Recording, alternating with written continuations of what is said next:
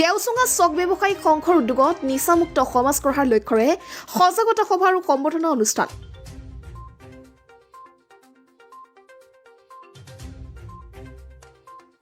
ওদালগুৰি জিলাৰ দেওচুঙা চক বজাৰত নিচামুক্ত সমাজ গঢ়াৰ লক্ষ্যৰে এক সজাগতা সভা আৰু সম্বৰ্ধনা অনুষ্ঠান অনুষ্ঠিত হয়। এই অনুষ্ঠানৰ আয়োজন কৰে দেওচুঙা চক ব্যৱসায়িক সংঘই।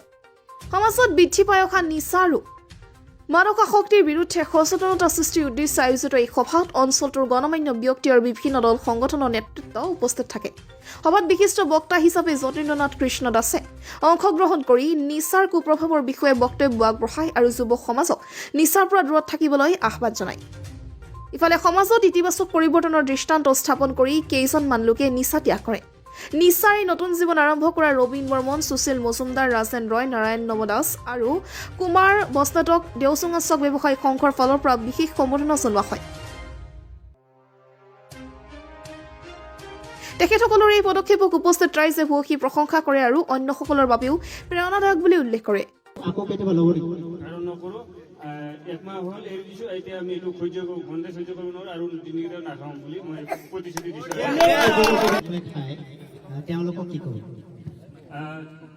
মই কি কৰো, তাৰমানে মই যেনেকৈ এৰি দিছো তেনেকুৱা হৈ আৰু দুই একজনে যদি এনেকৈ এৰি দিব পাৰে তাৰ কাৰণে আমি আশা কৰিছো।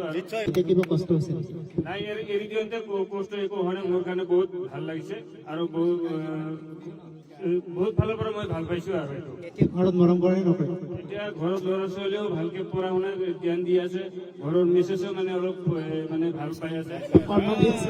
আগৰ পৰা বহুত মেছেজে মানে মৰম কৰি আছে আৰু বেছি মৰম কৰিছে।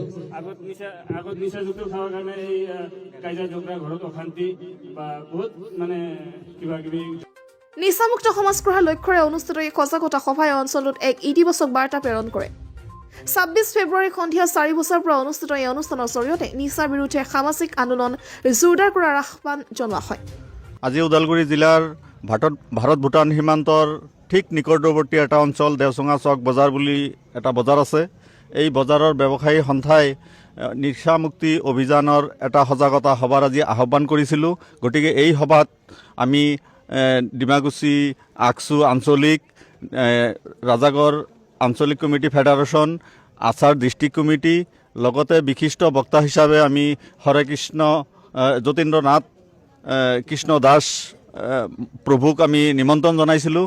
তেওঁ আহি আমাৰ সভাত উপস্থিত থাকি এই অঞ্চলৰ যিটো নেকি মদৰ ওপৰত যিটো নেকি মদ খাই যি সমস্যাৰ সন্মুখীন হৈ আছে তাৰ ওপৰত যথেষ্টখিনি ভাষণ প্ৰদান কৰিছে আৰু এই মাদক দ্ৰব্য সেৱন নকৰিম বুলি প্ৰতিশ্ৰুতি দি তেওঁলোকে ইয়াত আমাক সভাতেই কথা দি পেলাই তেওঁলোকে আমাৰ পৰা গৈছে।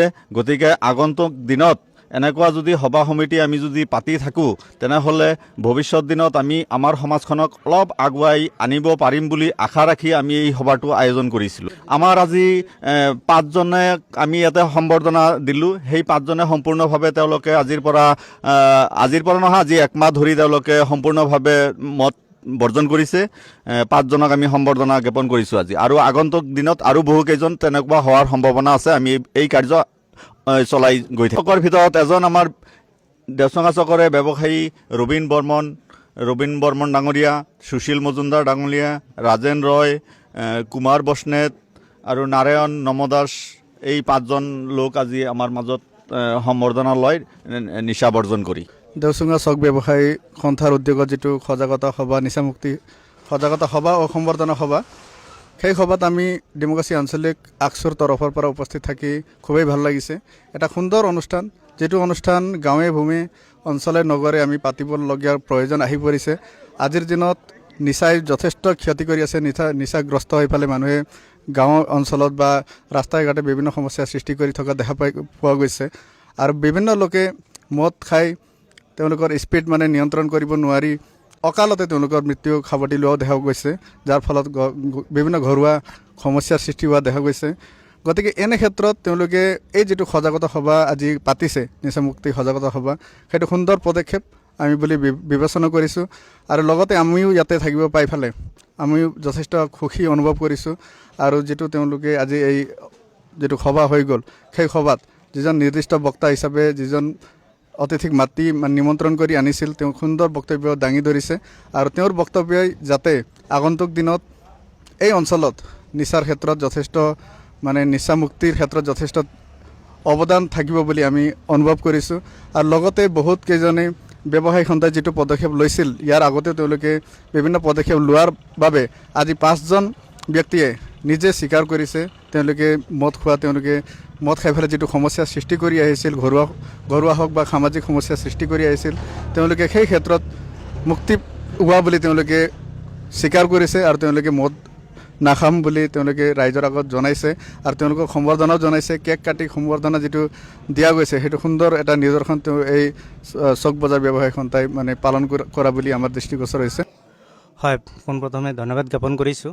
যিহেতু আজি ওদালগুৰি জিলাৰ অন্তৰ্গত আমাৰ ধৰমজলি খৈৰা গ্ৰেণ্ড অৱস্থিত দেওচুঙা চক ব্যৱসায়িক সন্থাৰ যিটো উদ্যোগত আজি নিচামুক্তি সজাগতা সভা ও সম্বৰ্ধনা অনুষ্ঠান, এই অনুষ্ঠানৰ জৰিয়তে আজি আমি খুবেই আনন্দিত। কাৰণ আজি এনেধৰণৰ অনুষ্ঠানে আমাৰ সমাজৰ বিশেষভাৱে যি নিচাই যি আমাৰ সমাজত যি ক্ষতি কৰি আছে সেই ক্ষতিখন সকলোৱে জ্ঞাত। আজি যিহেতু আমাৰ মাজত বিভিন্ন প্ৰতিনিধিসকলে আহি এই অনুষ্ঠানত আগভাগ লৈছিল। আমাৰ বিশেষকৈ আমাৰ এই বিশিষ্ট অতিথি আমাৰ যতীন্দ্ৰ কৃষ্ণ দাস ডাঙৰীয়া, তেওঁ বহুমূল্য বক্তব্য ৰাখিছে। তেওঁৰ বক্তব্যই আশা কৰিছোঁ ভৱিষ্যতে যিসকলক নিচাই ক্ষতি কৰি আছে সেই ব্যক্তিসকলে ভৱিষ্যতে তেওঁলোকে এই নিচা বৰ্জন কৰি তেওঁলোকে সমাজৰ মূল ক্ষতিত উভতি আহিব বুলি মই আশাবাদী। আৰু বিশেষকৈ মই খদৌ BTC বাঙালী যুৱ ছাত্ৰ ফেডাৰেশ্যন ৰাজাগড় আঞ্চলিক সমিতিৰ তৰফৰ পৰা দেওচুঙা চক বজাৰ ব্যৱসায়িক সন্থাৰ সমিতিক মই ধন্যবাদ জ্ঞাপন কৰিছোঁ, যাতে এনেধৰণৰ অনুষ্ঠান অনাগত দিনতো অনুষ্ঠিত হয়, যাৰ ফলত এই সমাজখন গঢ়াত বিশেষ ভূমিকা পালন কৰে, সেইখিনিয়ে মই আশা কৰিছোঁ।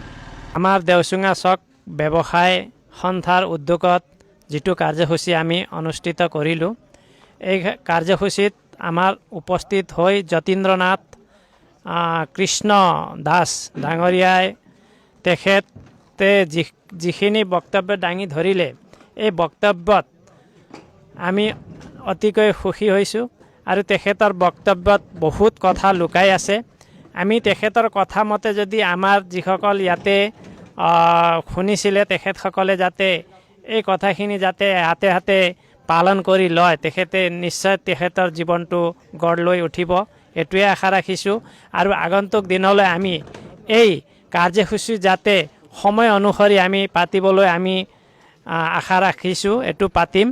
লগতে আমাক যিসকল ব্যৱসায় আছে বা যিসকল নৱযুৱক আছে তেখেতসকলে যাতে নিচাৰ পৰা সম্পূৰ্ণৰূপে মুক্তি হ'ব পাৰে, এইটোৱে আশা ৰাখিছোঁ। ওদালগুৰি জিলাৰ পৰা প্ৰকাশ বুঢ়াথুকীৰ report, the North East times.